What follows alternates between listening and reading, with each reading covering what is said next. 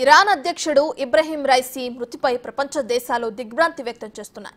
ప్రధాని నరేంద్ర మోదీ ఈ ఘటనపై విచారం వ్యక్తం చేశారు. ఇబ్రహీం రైసీ మరణ వార్త తీవ్ర దిగ్భ్రాంతికి గురిచేస్తుందని మోడీ ట్వీట్ చేశారు. భారత్ ఇరాన్ సంబంధాల బలోపేతానికి రైసీ కృషి చేశారని మోడీ అన్నారు.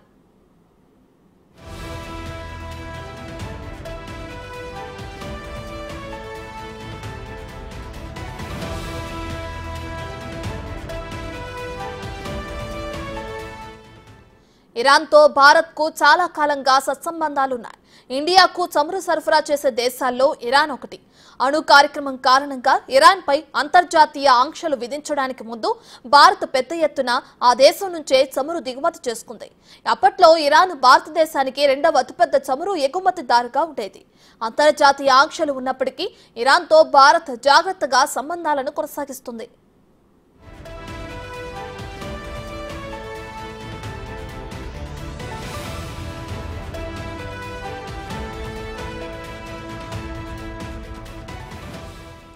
ఇరాన్ భారత్ మధ్య బలమైన బంధం బీటలు వారేలా చేయడానికి చైనా, పాకిస్తాన్ ఎప్పుడూ ప్రయత్నిస్తూనే ఉన్నాయి. ఈ విషయంలో ఆ రెండు దేశాలు కొంతమేర సక్సెస్ అయ్యారనే చెప్పారు. కానీ భారత్ మాత్రం ఇరాన్తో బంధాన్ని బలపరచడానికి తన వంతు ప్రయత్నం చేస్తూ వచ్చింది. ఇందులో భాగంగా భారత విదేశాంగ మంత్రి జైశంకర్ ఈ ఏడాది ఇరాన్లో పర్యటించారు.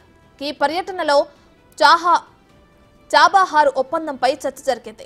5 రోజుల క్రితం రెండు దేశాల మధ్య చాబహార్ ఒప్పందం కుదిరింది.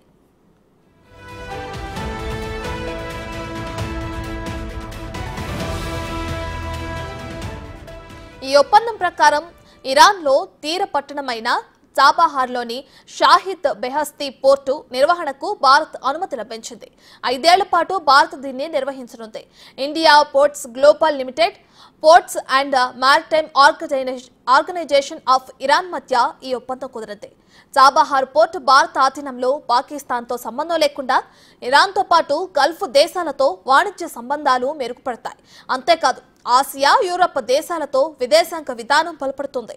ఇరాన్తో భారత సంబంధాలు బలంగా ఉంటే పాకిస్తాన్, చైనా దూకుడికి చెక్ పడినట్లే.